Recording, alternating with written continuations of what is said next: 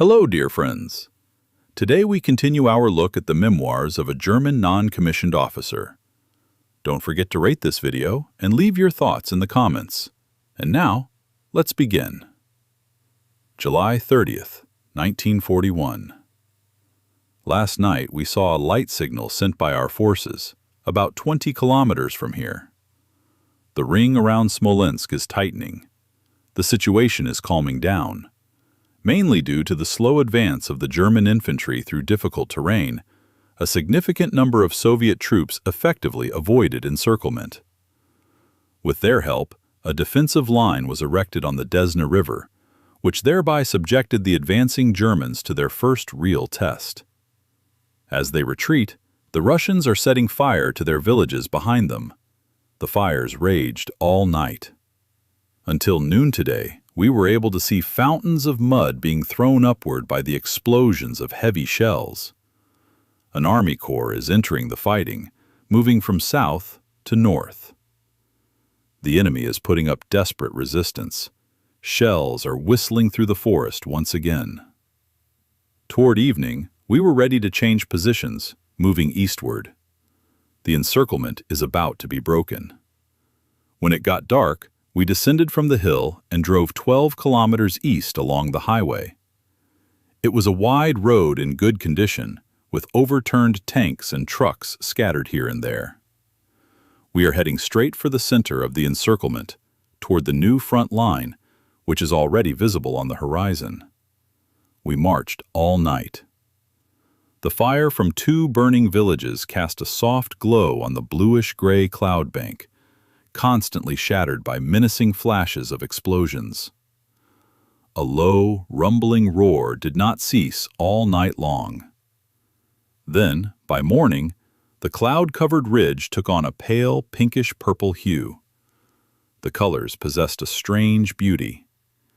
Gradually, the drowsiness left our bodies, and we were ready for action once more. We took out our steel helmets and overcoats. In 2 hours, we were to be ready for battle. The attack was scheduled for 6 a.m. 7 p.m., the end of the day's turmoil. It's impossible to get the full picture from this small sector of view, but it seems the Russians instantly cut off our supply route and were putting significant pressure on our flank. In any case, we were quickly retreating along a road that had previously been so quiet. Very close by, we saw our batteries ahead, firing at the hillside and the village with high explosive, impact, and delayed action shells. At the same time, infantry shells were whistling past us from all sides. After parking our vehicles in a hollow, we walked to the edge of a small forest, which was full of staff officers. Even there, one shouldn't stick one's head out unnecessarily. At moments like that, I'm not curious. You won't see anything anyway, and in any case, it didn't matter to me how far they had penetrated our flank. I knew that once they got close enough, we'd still have a chance to exchange a few words with each other. Until then, I picked wild strawberries and lay on my back, pulling my steel helmet over my face, a position in which you can sleep perfectly well while staying as covered as possible. We were just a few meters away from the general and our division commander. It's striking what situations senior officers can find themselves in with a front line as blurred as this one. Meanwhile, our infantry is combing the forest ahead of us. Our tanks are attacking Russian tanks, reconnaissance planes are flying over our positions, and the artillery is clearing the way for the infantry. 3 Russian planes managed to drop bombs on our positions half an hour ago, but our fighters were hot on their heels and they couldn't get very far. It won't be easy to recount the events of August 4th, especially while we're on the move. The sentry called me over and told me I needed to work with the 7th Company's radio section. The sergeant and 3 others went to look for the company. They were in the neighboring village, and we set off with them. The only difference between us was that the infantrymen were wearing light field uniforms, while we had a full set of gear. The gear was hot and tight-fitting. We didn't often come into combat contact with the enemy, but we struggled to cover 6 to 8 kilometers across the meadows, making our way through low-growing bushes. It was the perfect terrain for a game of hide-and-seek. We crossed the post road. Another 2 kilometers on, we came under fire from a grove where, according to reports, no one was supposed to be.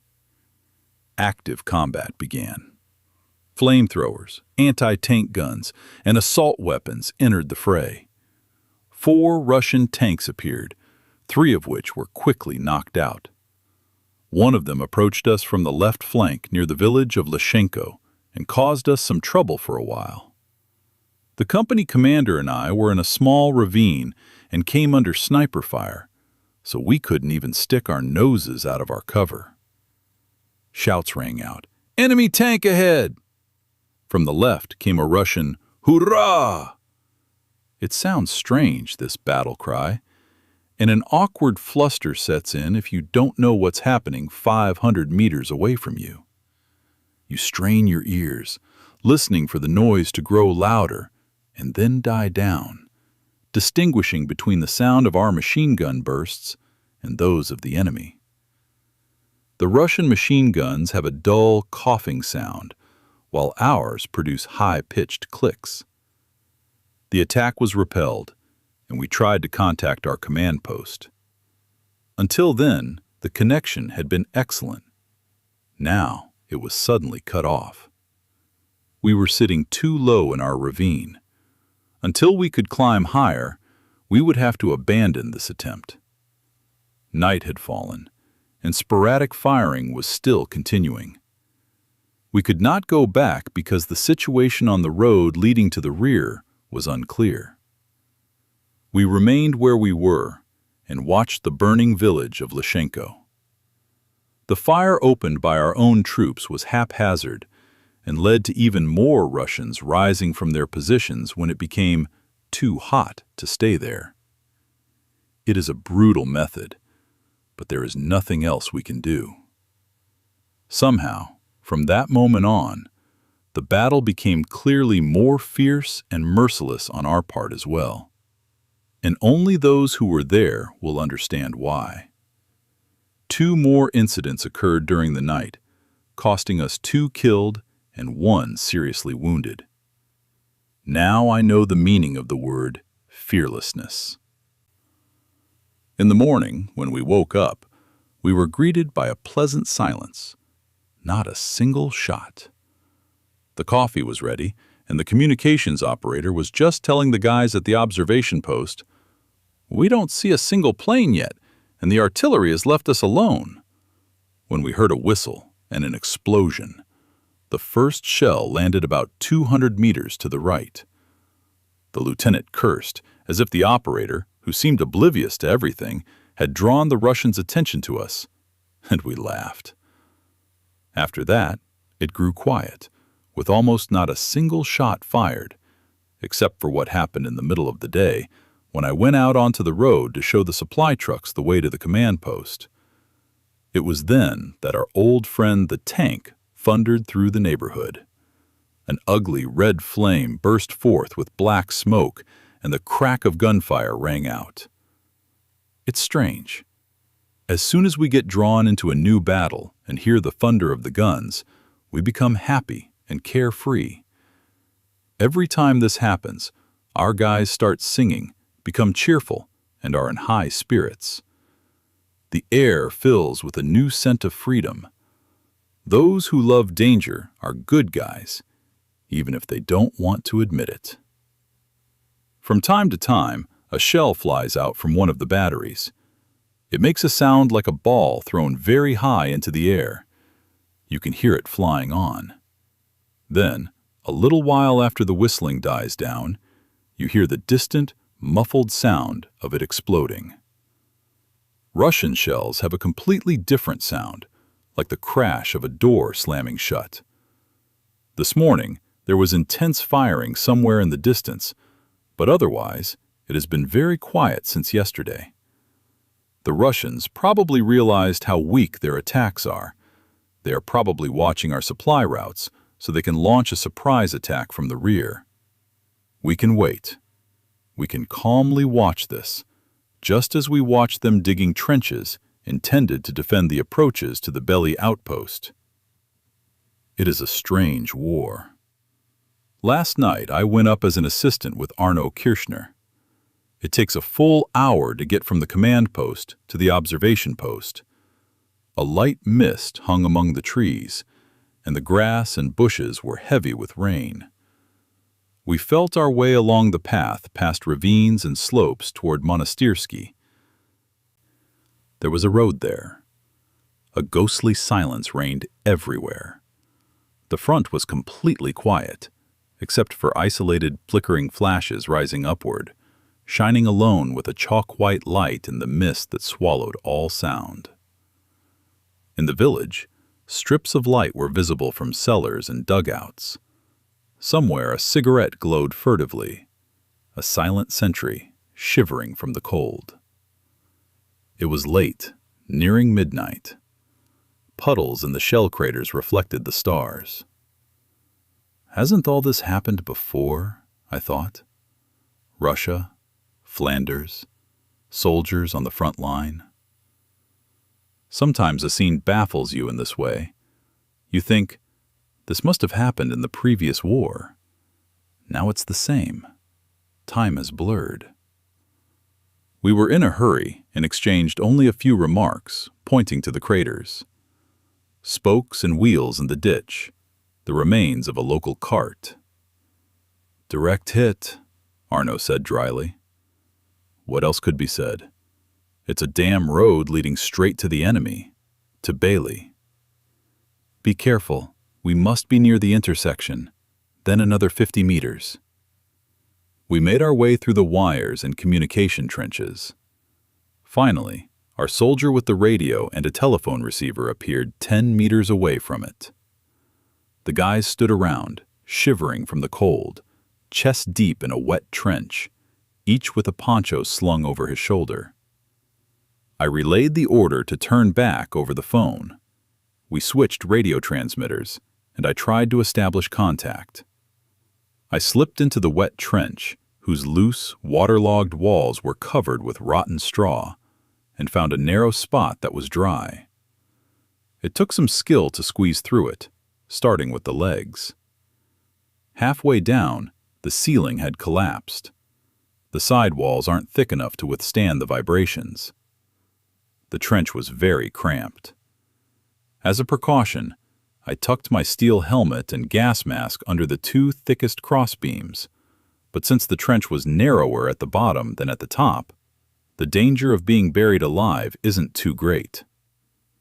It is true that the ceiling collapsed when someone was walking through the trench, but I pulled a blanket over my head and, after listening once more to what was happening outside, fell asleep peacefully. A sword over the silence.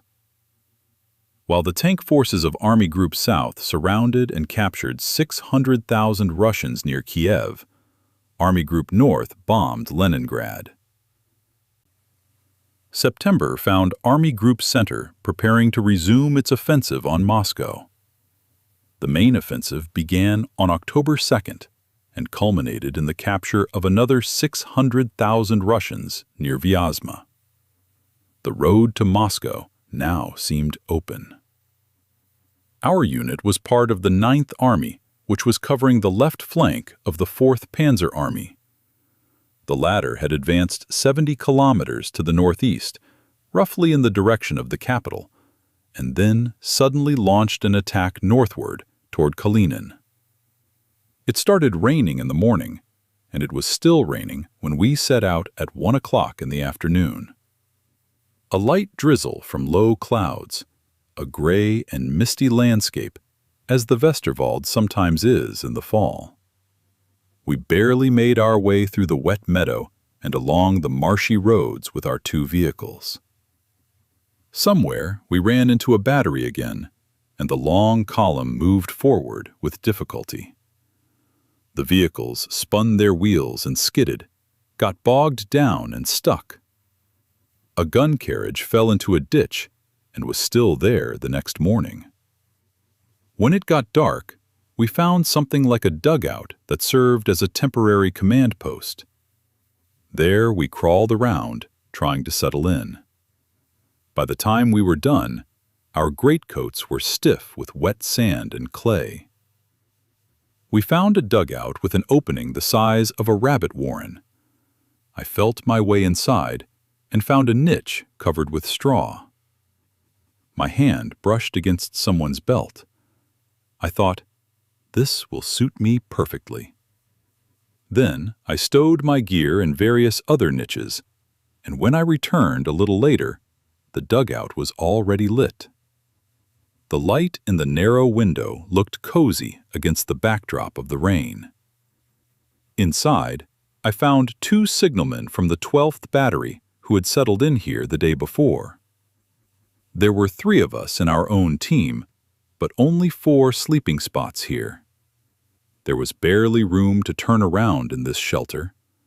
Our wet clothes and equipment took up all the space. But what did that matter? A roof, a smoldering candle, a cigarette. And when there are enough of you, you warm up quickly. Someone emptied the water from their boots. Someone else got ready to stand guard. Anteman and I lay down to sleep side by side, one with his head to the west, the other to the east. We couldn't turn over. We were pressed too tightly together for that. Yesterday, we spent the whole day repairing the damage that had occurred to our equipment and weapons as a result of this last march. But at least we had a quiet evening. We stood in front of our dugout like a peasant at the gate of his yard until the rain drove us inside. Here, in our corner, it is still quiet, but the flank, a little further south, is occasionally subjected to some shelling from heavy artillery. The Russians are using long-range guns for this. With your hands in your pockets, you survey it all, just as a farmer looks at his potatoes and says in the tone of an expert, "They're ripening quite nicely." There's nothing heroic about any of this. One should not use that word in a sense it does not belong to. We are not heroes. The question remains, are we brave? We do what we are told. Perhaps there are moments when you waver, but still you go on and on, unflinchingly. That means you don't let it show. Is that bravery? I wouldn't say so. It is nothing more than what you might expect. You simply must not show fear or, more importantly, be overcome by it. After all, there is no situation that a clear, calm mind cannot handle. Danger is only as great as our imagination allows it to be. And since the thought of danger and its consequences only makes you feel insecure, it is essential for self-preservation not to let your imagination get the better of you. For days on end, and often for weeks, not a single bullet or shell fragment flies close enough to us for us to hear them whistle. At such times, we peacefully roast potatoes, and even in the rain, which is drumming on our roof right now, the fire does not go out. But even when the whistling sounds quite close, the distance between the flying bullets and shells and us is still quite great.